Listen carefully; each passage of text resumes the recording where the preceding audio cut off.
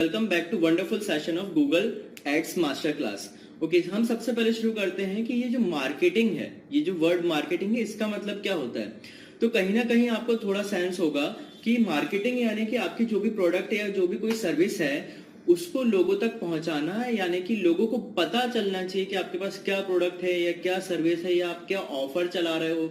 बस इसके बारे में ज्यादा से ज्यादा लोगों को बताना, उनको लुभाना, ताकि वो आपके प्रोडक्ट और सर्विस में इंटरेस्ट लें और उसको कंज्यूम करें। ठीक है, तभी जाके सेल्स बढ़ती है, तभी जाके रेवेन्यू जनरेट होता है और किसी कंपनी का प्रॉफिट बनता है। ठीक है, तो मार्केटिंग का मेन रोल ये होता है कि ज्यादा से ज्यादा लोगों को ये बताया जाए कि आपके पास क्या प्रोडक्ट क्या सर्विसेज है। ओके, अब दूसरा सवाल जो आता है वो ये है कि ये डिजिटल मार्केटिंग क्या होता है। ठीक है, तो कॉमन सेंस हम सभी को है कि डिजिटल मार्केटिंग यानी कि यार जो मीडियम है, डिजिटल मीडियम का यूज करना, डिजिटल इलेक्ट्रॉनिक्स का यूज करना है। फॉर एग्जांपल कि आप जैसे सबसे ज्यादा अभी आजकल मोबाइल चलाते हैं, ठीक है, या कंप्यूटर चलाते हैं, तो मोबाइल में आप देखते होंगे कि इंस्टाग्राम पे काफी एड्स चल रहे हैं, फेसबुक पे आपको एड्स देखने को मिलते हैं, जैसे कि स्विगी हो गया, फ्लिपकार्ट हो गया, इन सब के एड्स, इन सब की बिग बिलियन सेल आ रही है अभी अमेजोन की। ये सब आपको कैसे पता चलता है? मोबाइल के थ्रू, या टीवी में एड्स आप देखते हैं, या तो फिर आपके ईमेल में एड्स आते हैं, या तो आप कोई भी ऐप वगैरह यूज कर रहे हैं तो उसमें भी आपको एड्स देखने को मिलते हैं। तो दोस्तों, ये जो डिजिटल मीडियम का यूज करके मार्केटिंग करना, यानी कि लोगों को आपकी प्रोडक्ट और सर्विस के बारे में बताना, ये जो होता है ये डिजिटल मार्केटिंग में आता है। ठीक है, अब ये कई तरीके से किया जा सकता है, उसको हम आगे देखेंगे। अब हम देखते हैं कि ये डिजिटल मार्केटिंग का बेनिफिट या डिजिटल मार्केटिंग को अगर हम कंपेयर करें ट्रेडिशनल मार्केटिंग से, तो इन दोनों में क्या डिफरेंस आता है। ठीक है, तो सबसे पहले तो दोस्तों, अगर हम ट्रेडिशनल मार्केटिंग का एक अच्छा खासा एग्जांपल ले सकते हैं कि मान लीजिए आपको एक बैनर या एक होर्डिंग लगवानी है। ठीक है, तो रोड पे एक होर्डिंग लगती है बड़ी सी, आपने देखा होगा, मान लो तनिष्क ज्वेलर्स की एक बहुत बड़ी सी होर्डिंग लगी है, उसमें कोई कोई खूबसूरत सी लड़की बनी हुई है, कुछ गहने बहुत खूबसूरत से पहन के। ठीक है, अब इसमें क्या क्या क्या क्या ऑब्जेक्शंस हैं? हर कोई इतनी बड़ी होर्डिंग नहीं लगवा सकता, पहला सवाल।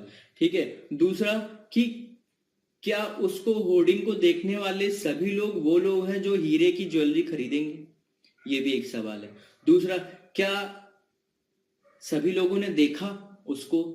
ठीक है, तीसरा सवाल, क्या आप कंट्रोल कर पाएंगे कि मान लीजिए अभी सैटरडे संडे छुट्टी, उस रोड से लोग नहीं जाने वाले, तो भाई हमारा उस दिन का पैसा वापस दे दो, हमको उस दिन होर्डिंग नहीं लगवाना। Is it possible in that case? No, right. तो ऐसे बहुत सारे एडवांटेजेस हैं जो डिजिटल मार्केटिंग में है, जो ट्रेडिशनल मार्केटिंग में नहीं है। चलिए हम इनको एक एक करके देखते हैं। सबसे पहले है इंप्रेशन। ओके, आपको डिजिटल मार्केटिंग में ये पता चल सकता है कि कितने लोगों ने आपका ऐड देखा। ठीक है, साथ ही साथ आपको ये भी पता चल सकता है कि जितने लोगों ने आपका ऐड देखा उसमें से कितने परसेंटेज लोग ऐसे थे जिनने 0.5 या 1 सेकेंड से ज्यादा आपके ऐड को देखा, या आपके ऐड का 50% से ज्यादा हिस्सा देखा। ठीक है, मतलब होर्डिंग के केस में हमको ये नहीं पता चल सकता कि किसकी एक झलक पड़ी या किसी ने 5 मिनट रुक के देखा, वी डोंट नो।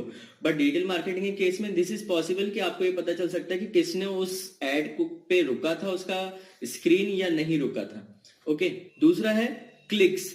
कितने लोगों ने आपके ऐड पे क्लिक किया, यानी कि इंटरेस्ट दिखाया, या आपको डिजिटल मार्केटिंग के केस में पता चल सकता है। बट यही जो है ट्रेडिशनल मार्केटिंग के केस में we don't know, we don't get any idea about it कि भाई कितने लोगों को इसमें इंटरेस्ट आया होगा, कितने लोगों को नहीं आया होगा। Next is affordable.